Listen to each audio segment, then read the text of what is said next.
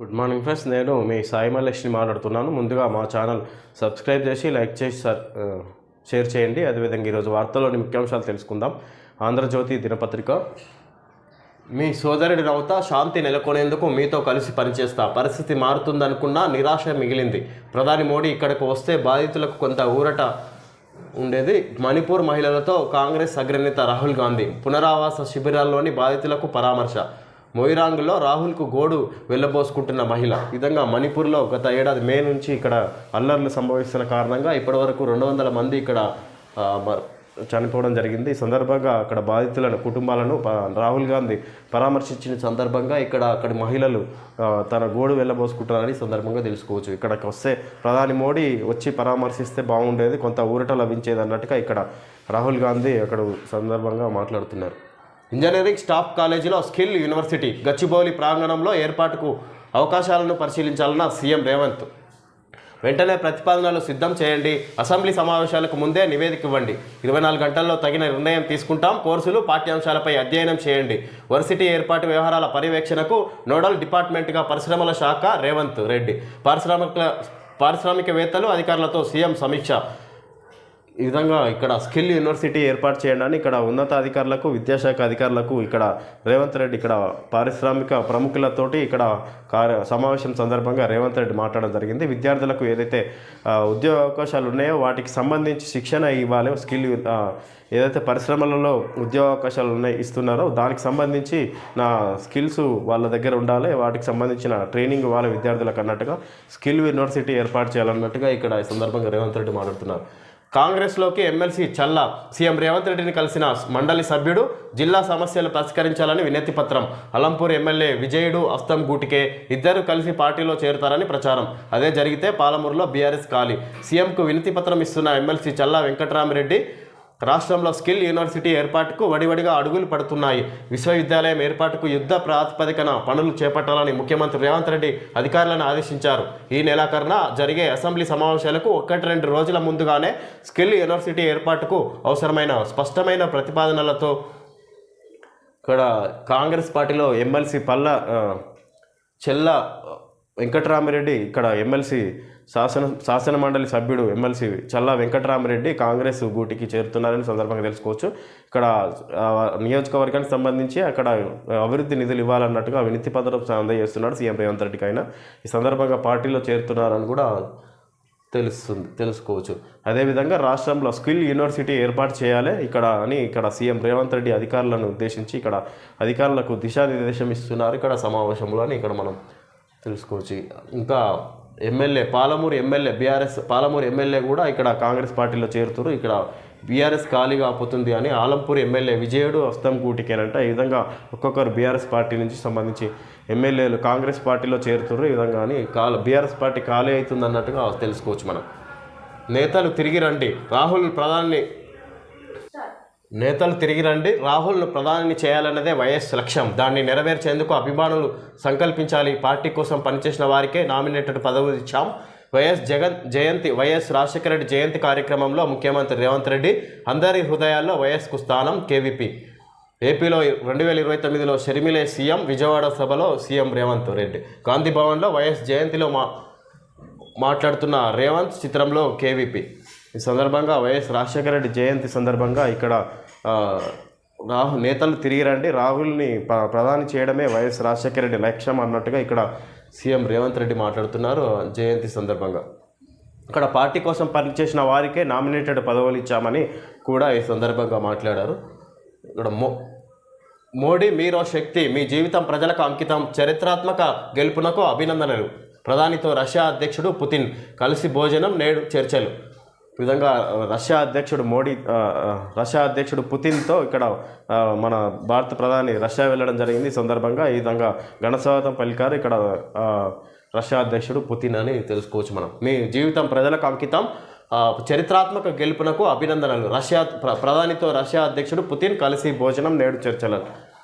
2 రోజుల పర్యటన నిమిత్తం ప్రధాని మోడీ సోమవారం రష్యా చేరుకున్నారు. మాస్కో విమానాశ్రయంలో ఆయనకు రష్యా తొలి ఉప ప్రధాని డేవిస్ మంటురోఫ్ ఘన స్వాగతం పలికారు. అలాగే ఒకే కారులో మోడీతో కలిసి వెళ్ళి ఆయనకు బస ఏర్పాటు చేసిన హోటల్లో దింపారు. అనంతరం మోడీ రష్యా అధ్యక్షుడు వ్లాదిమిర్ పుతిన్ నివాసానికి చేరుకున్నారు. ఆయన మోడీకి సాదర స్వాగతం పలికారు. వరుసగా మూడోసారి ఎన్నికల్లో గెలిచి అధికారం చేపట్టిన మోడీకి అభినందనలు తెలిపారు. ఆయన జీవితాన్ని ప్రజలకు అంకితం చేశారని కొనియాడారు. ముందుగా ప్రధానమంత్రిగా, మళ్ళీ ఉక్రెయిన్పై రష్యా క్షిపణుల వర్షం. ఈ సందర్భంగా ఇక్కడ మూడోసారి ప్రధాని అయిన తర్వాత మొదటిసారి రష్యా దేశానికి వెళ్ళాడు మన భారత ప్రధాని నరేంద్ర మోడీ. ఈ సందర్భంగా రష్యా వెళ్ళిన సందర్భంగా అక్కడ రష్యా అధ్యక్షుడు వ్లాదిమిర్ పుతిన్ ఘన స్వాగతం పలికి ఇక్కడ ఆయనతో కలిసి భోజనం చేసినట్టుగా ఈరోజు ఇరు దేశాల మధ్య సత్సంబంధాలు కొనసాగేలా చర్చలు జరిపే అవకాశం ఉందని ఈ సందర్భంగా తెలుసుకోవచ్చు మనం. ఉక్రెయిన్పై రష్యా క్షిపణుల వర్షం. పిల్లల ఆసుపత్రి సహా పలు భవనాలపై దాడి, 31 మంది మృతి. గాజాపై ఇజ్రాయెల్ ముప్పేట దాడి, 40 మంది పాలస్తీనీయుల దాడి. ఈ విధంగా ఉక్రెయిన్పై రష్యా క్షిపణుల వర్షం. ఇంకా రష్యాల మధ్య ఉద్యమం కొనసాగుతూనే ఉంది. ఇక్కడ విద్యార్థులు ఉన్న పిల్లల ఆసుపత్రి సహా పలు భవనాలపై దాడి, 31 మంది మృతి చెందారు రష్యా దాడి కారణంగా ఉక్రెయిన్ దేశంలో. ఈ సందర్భంగా ఉక్రెయిన్ కూడా గాజాపై ఇజ్రాయెల్ దేశాల మధ్య కూడా ముప్పేట దాడి జరుగుతుంది. 40 మంది పాలస్తీనీల మృతి. గాజాపై ఇజ్రాయెల్ దాడి ద్వారా 40 మంది పాలస్తీనీలు మృతి చెందినట్టుగా ఇక్కడ తెలుసుకోవచ్చు. 35 మందికి నామినేటెడ్ పదవులు. కార్పొరేషన్లు, ఫెడరేషన్లకు చైర్పర్సన్ల నియామకం. శాతవాహన, కాకతీయ అథారిటీలకు చైర్మన్లు. తెలంగాణ సంగీత నాటక అకాడమీకి చైర్పర్సన్. అల్పసంఖ్యాక వర్గాల ఆర్థిక సంఖ్యకు వైస్ చైర్మన్. మార్చిలో ప్రకటించిన తొలి జాబితాలో స్వల్ప మార్పులు. ఓసీ 18, బీసీ 11, ఎస్టీ 3, ఎస్సీలకు 1. ఉత్తర్వులు జారీ, బాధ్యతలు చేపట్టిన పలువురు. ఈ విధంగా 35 మందికి నామినేటెడ్ పదవులు ఇవ్వడం జరిగింది. కార్పొరేషన్లు, ఫెడరేషన్లకు చైర్పర్సన్ల నియామకం. ఇక్కడ కాంగ్రెస్ ప్రభుత్వం ఇక్కడ కార్పొరేషన్లు, ఫెడరేషన్లకు చైర్పర్సన్లను నియమించింది. ఇక్కడ 35 మందికి అవకాశం దక్కినట్టుగా తెలుసుకోవచ్చు. అయితే ఇక్కడ అప్పుడు మార్చిలో ప్రకటించిన జాబితాలో స్వల్ప మార్పులు వచ్చినాయి అన్నట్టు చేర్చిరు ఒకరిద్దరిని మార్చినట్టుగా తెలుసుకోవచ్చు. ఈ సందర్భంగా ఇక్కడ ఓసీ క్యాండిడేట్లు 18 మంది, బీసీ 11 మంది, ఎస్టీ 3 మంది, ఎస్సీలకు 1. ఈ విధంగా ఉత్తర్వులు జారీ చేసింది అధికారికంగా. ప్రభుత్వం బాధ్యతలు చేపట్టిన పలువురని కూడా ఇక్కడ ఫైనల్కు చేరిపోయింది. ఇక బాధ్యతలు కూడా చేపట్టిరని తెలుసుకోవచ్చు. ఈ విధంగా చైర్పర్సన్లు నియామకం. TGIIC chairman Nirmala Jaggareddy.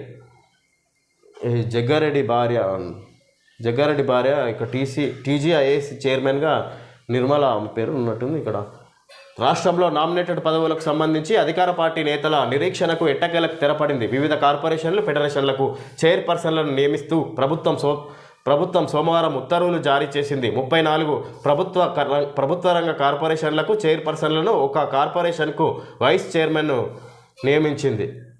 ఈ మేరకు ప్రభుత్వ ప్రధాన కార్యదర్శి శాంతికుమారి 442 నుంచి 448 వరకు మొత్తం 7 జీవోలను జారీ చేసింది. ఈ సందర్భంగా కాంగ్రెస్ ప్రభుత్వం పార్టీకి చెందిన పలువురు నాయకులకు ఇక్కడ కార్పొరేషన్, ఫెడరేషన్ చైర్మన్లను నియమించింది. అధికారికంగా కూడా జీవో జారీ చేసి ఉత్తర్వులు జారీ చేసింది శాంతికుమారి అని తెలుసుకోవచ్చు మనం. బీజేపీ ఎంపీ సభలో మద్యం పంపిణీ. 650 కేసుల బీర్లు, 450 కేసుల మద్యం. బహిరంగ సభా ప్రాంగణంలోనే కౌంటర్. మందుబాబుల బారులు బందోబస్తు. కర్ణాటకలోని చిక్కబల్లాపూర్లో ఘటన. ఈ విధంగా బీజేపీ అక్కడ ఎంపీ సభకు కూడా ఇక్కడ మద్యం పంపిణీ. మరి ఎలక్షన్లు కూడా అయిపోయినాయి. ఇప్పుడు అయినా సభ పెట్టి మందు వంచుతారు బీర్లు అని ఇక్కడ ఈ సభ కర్ణాటకలోని చిక్కబల్లాపూర్లో ఘటన. కర్ణాటక రాష్ట్రంలో జరిగింది ఎంపీ సభలో. కాశ్మీర్లో ఉగ్ర ఘాతుకం. గ్రెనేడ్ విసిరి సైనిక వాహనంపై కాల్పులు. 5 జవాన్ల మృతి, 6 గాయాలు. సైన్యం ప్రతిఘటనతో అడవిలోకి పరారు. కధువా జిల్లాలో ఘటన 2 రోజుల్లో రెండోది. ఇది ఉగ్రవాదులు దాడి చేసిర్రు. ఇక్కడ సైనిక వాహనంపై మరొకసారి గ్రెనేడ్ విసిరి సైనిక వాహనంపై కాల్పులు జరిపారు.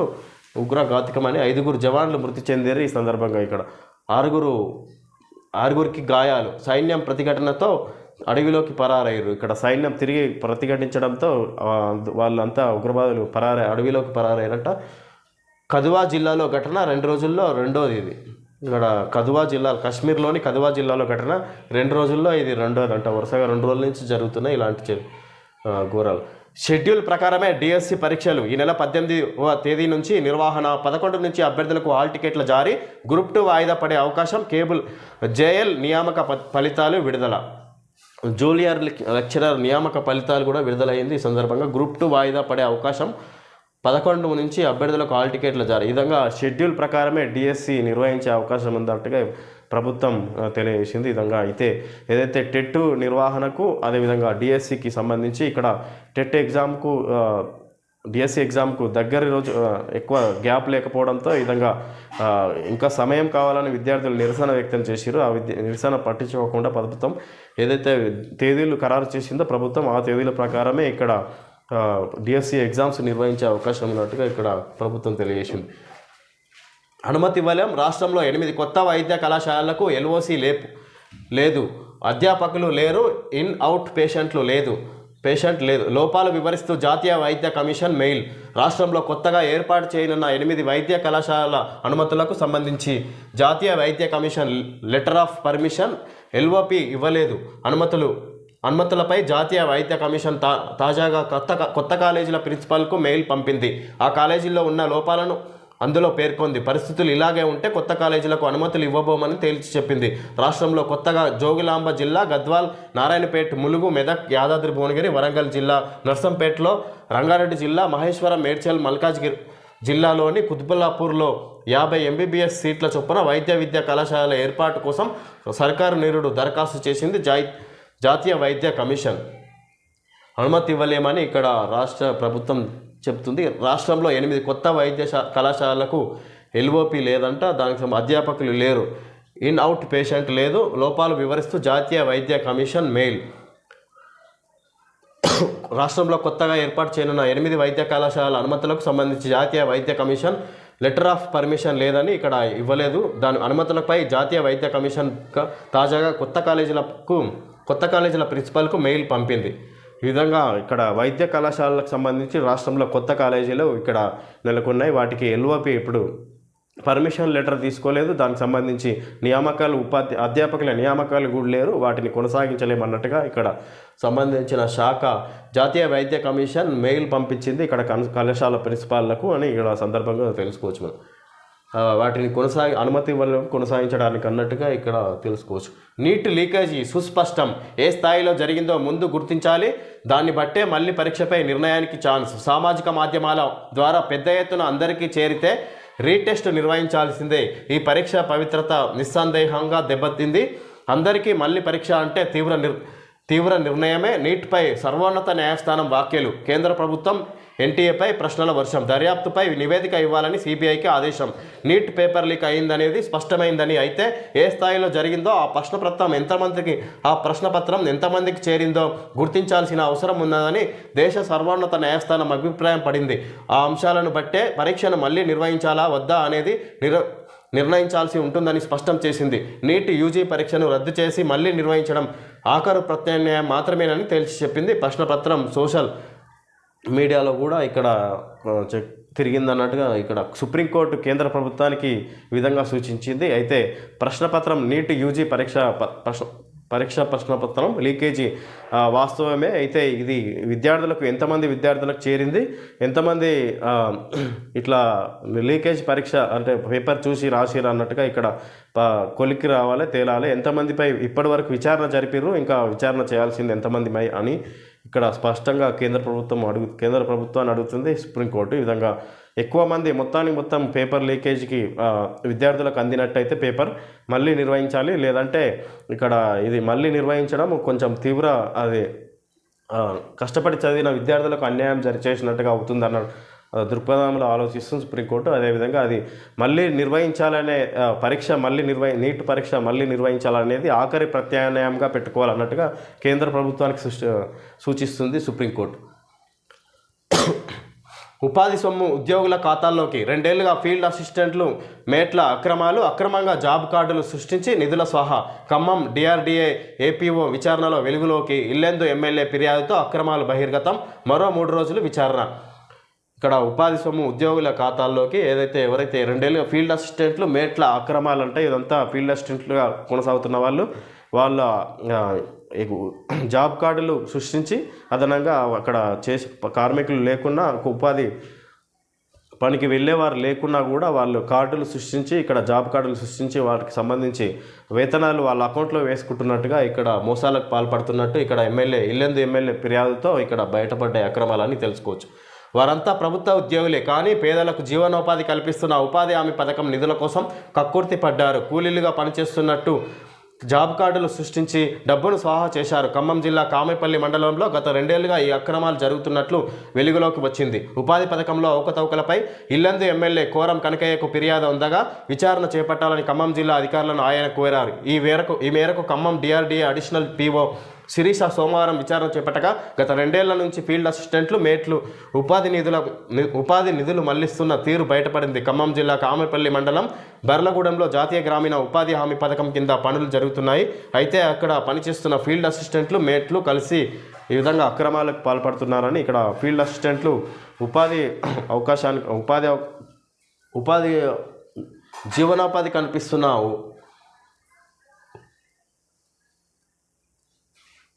ఉపాధి హామీ పథకం ఇది. దీనికి ఉపాధి హామీ పథకం కింద నిధులను అక్రమంగా వాళ్ళ అకౌంట్లో వేసుకుంటున్నారని ఇక్కడ మనం తెలుసుకోవచ్చు. అయితే ఏదైతే పనికి వస్తున్నారో ఉపాధి హామీ కింద కార్మికులు పనికి వస్తున్నారో వాడు వచ్చిన దానికంటే ఎక్కువ జాబ్ కార్డులు సృష్టించి ఇంకా అధికంగా ఎక్కువ చూపించి వాళ్ళ అమౌంట్ను మొత్తం హాజరు కాని వాళ్ళ అమౌంట్ని కూడా వీళ్ళు వస్తున్నట్టుగా చూపించి ఇక్కడ సొమ్మును మొత్తం వీళ్ళ అకౌంట్లో ఫీల్డ్ అసిస్టెంట్లు వాళ్ళ అకౌంట్లో వేసుకుంటున్నారు అన్నట్టుగా ఇక్కడ ఎమ్మెల్యే విచారించాలన్నట్టుగా అధికారులను ఆదేశించడంతో ఈ విధంగా దానికి సంబంధించిన అధికారులు శిరీష అనే అధికారి విచారణ చేపట్టడంతో 2 సంవత్సరాల నుంచి ఇది తతంగం అంతా అక్రమాలు జరుగుతున్నాయి అన్నట్టుగా ఆమె తెలియజేసినట్టు సమాచారం. సిబిఐ పేరుతో మాజీ ఎమ్మెల్యేకు టోకరా, వివిధ ఖాతాల నుంచి 50 లక్షలు లూటీ, మనీ లాండరింగ్ కేసు విచారణ అంటూ బెదిరింపు, తనిఖీ చేశాక తిరిగిస్తాం లేదంటే అరెస్ట్ అని హెచ్చరిక.